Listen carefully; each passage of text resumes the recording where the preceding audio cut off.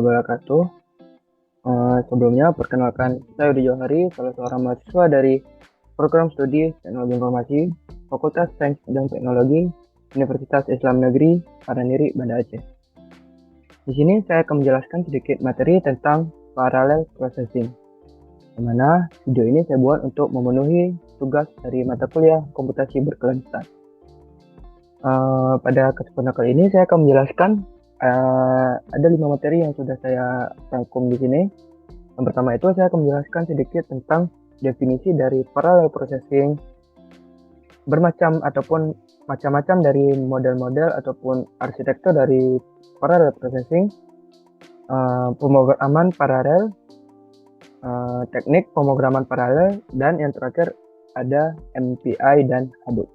Baiklah, langsung saja masuk ke materi yang pertama, itu definisi dari parallel processing. Di sini saya akan menjelaskan apa sih pengertian dan gambaran umum dari parallel processing itu sendiri. Parallel processing adalah penggunaan lebih dari satu CPU yang untuk menjalankan sebuah program secara simultan ataupun bersamaan dalam satu waktu. Idealnya, parallel processing membuat program berjalan lebih cepat karena semakin banyak CPU yang digunakan. Tapi dalam prakteknya seringkali sulit membagi program sehingga dapat dieksekusi oleh CPU yang berbeda-beda tanpa berkaitan di antaranya. Jadi ada yang beranggapan bahwa program akan lebih cepat dijalankan apabila menggunakan parallel processing ini. Nyatanya tidak seperti itu. Malahan ada waktu di mana program tersebut sulit untuk membagi ke CPU mana yang bisa untuk menjalankan program tersebut. Pemrosesan paralel atau parallel processing ini dalam sebuah komputer dapat didefinisikan sebagai pelaksanaan instruksi-instruksi secara waktu yang bersamaan. Hal ini dapat menyebabkan pelaksanaan kejadian-kejadian yang pertama dalam interval waktu yang sama, yang kedua ada dalam waktu yang bersamaan, dan yang ketiga ada dalam rentan waktu yang saling tumpang tindih. Jadi ada 3 kejadian di mana parallel processing ini dapat berjalan. Cara sederhananya, parallel processing adalah salah satu teknik melakukan komputasi secara bersamaan dengan memanfaatkan beberapa komputer secara bersamaan.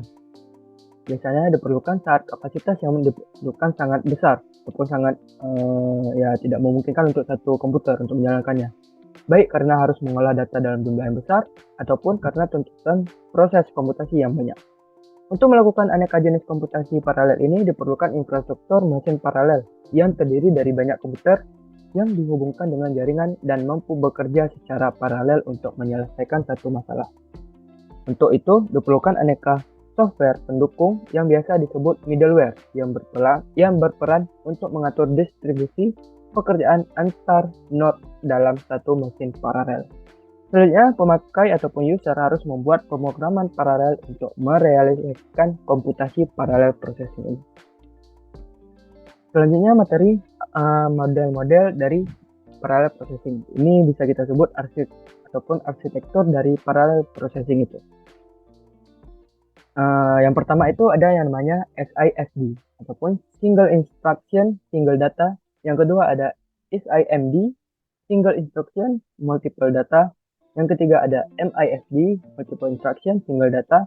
Dan yang terakhir ada MIMD, Multiple Instruction Multiple Data. Yang pertama ada yang namanya SISD ataupun Single Instruction Single Data.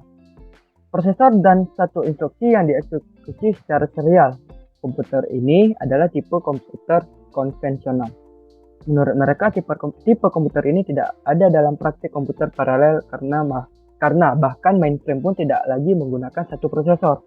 Klasifikasi ini sekedar untuk melengkapi definisi komputer paralel. Nah, bisa kita lihat di sini gambaran dari SISD itu. Yang kedua ada MISD ataupun Multiple Instruction Multiple Data. Komputer ini memiliki satu prosesor dan mengeksekusi beberapa instruksi secara paralel. Tetapi praktiknya tidak ada komputer yang dibangun dengan arsitektur ini karena sistemnya tidak mudah dipahami, jadi sangat ribet. Sampai saat ini belum ada komputer yang menggunakan model MISD. Berikut gambaran dari MISD itu sendiri. Yang ketiga ada MIMD, Multiple Instruction Multiple Data. Komputer ini memiliki lebih dari satu prosesor dan mengeksekusi lebih dari satu instruksi secara paralel. Tipe komputer ini yang paling banyak digunakan untuk membangun komputer paralel.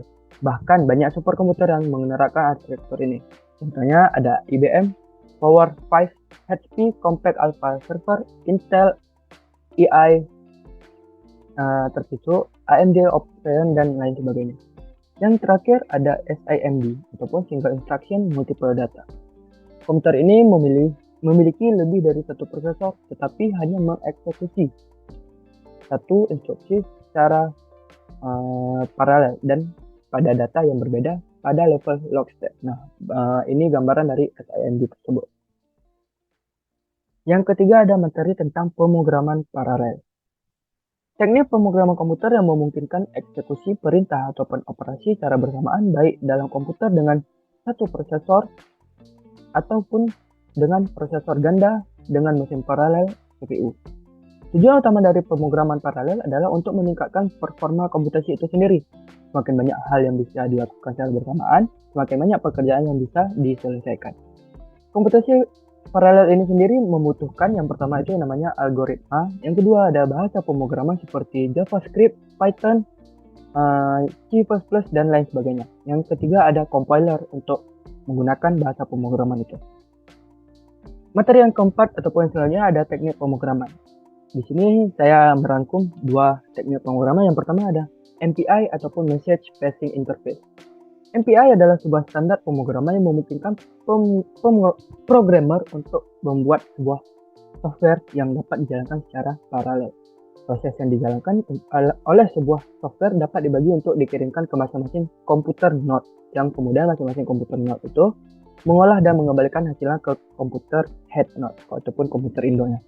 Untuk merancang aplikasi paralel tentu membutuhkan banyak pertimbangan, di antaranya latensi dari jaringan dan lamanya sebuah tugas dieksekusi oleh sebuah prosesor.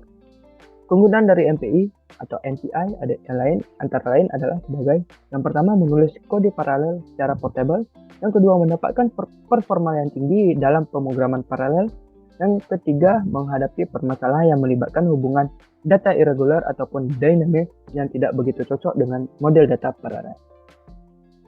Kemampuan MPI ini digunakan untuk mempresentasikan bahasa pemrograman matrik, kemampuan dynamic link dan dari bahasa tersebut. Fungsi library dari paket MPI dapat digabungkan dengan dynamic extension dengan cara menghubungkan bahasa pemrograman tersebut dengan bahasa C, C++ atau Fortran.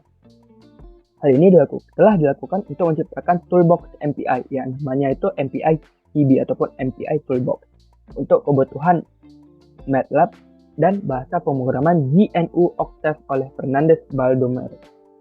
Penggunaan toolbox MPI dengan pertimbangan fungsionalitas dan kelengkapannya di samping fakta bahwa toolbox MPI dan GNU Octave adalah bebas digunakan bahkan untuk keperluan komersial. Ada beberapa versi MPI, salah satu yang open source ataupun terbuka untuk umum dapat diakses di OpenMPI berikut linknya. Selanjutnya ada Hadoop. Di sini Hadoop itu merupakan PVM ataupun Parallel Virtual Machine.